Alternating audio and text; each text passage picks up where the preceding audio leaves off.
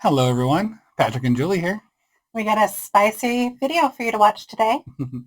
I really do like this guy, too. Let's check it out. Bottles floating loose in space in a cabinet. We can do better than that. Here's how to organize a spice cabinet. Start with the basics, clear everything out of the space, and take a few quick measurements. Pepper rain, catch her if you can. What matters most is choosing something that fits the aesthetic of your space and fits correctly. You also want to take advantage of as much vertical space as you can, so a tiered system is perfect. Don't go ripping off tags and labels. Arrange everything, make sure it fits, just in case you need to do any returns. For higher shelves, choose a bin so that way, instead of reaching all the way to the back, you can just pull it down and get to what you want. When it comes to returning your spices back to the cabinet, you can use an alphabetical system, but I find that a little unrealistic to maintain. A more functional way to get things organized is group everything by type. So I've got spice blends right here, and I use those a lot. Pepper up here, and I'm gonna put dried herbs over here. I love a turntable. Everybody in the boat, and those bulk spices up top in the bin. Now this is what I'm talking about when I say spice up your life. Spice bottles floating loose.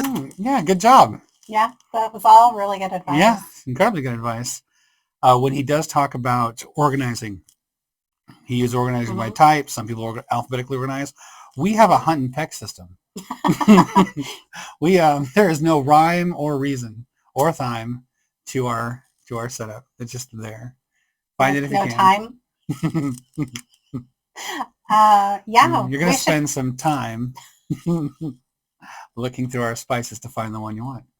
So it sounds like we probably need to take some of his advice. Yes. And go through our spice cabinet. I like how he didn't try to put them in the aesthetic jars. The aesthetic jars kind of drive me crazy because, as you notice, like all the different spices are different shapes, and so not all the product fits in it. Or I saw this one recently where it was like jars, but there's no shaker, so you can't shake it. So it kind of gets compacted a little bit. A big hunk of it's going to fall into whatever you're making, which sounds like more fun than I want to have. And so it's going to be very flavorful. Right.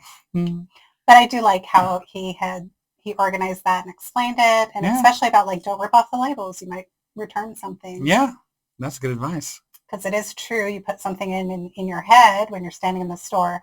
You think that it's going to work a certain way, and you get it home and you're like, it doesn't really work as good as I thought it would. Yeah, and accolades to him for doing his due diligence and actually measuring the cabinet out. I think that is something that we often neglect to do ourselves. So fantastic, yeah. You neglect to do. I like to measure 3-8 times. We love this creator. Hopefully you like him too. If you haven't subscribed to him, please do. Yeah, he's definitely one to subscribe to. We definitely like watching a lot of his videos. So, great. And with that, have a good day. Yeah, take care, everybody. Bye.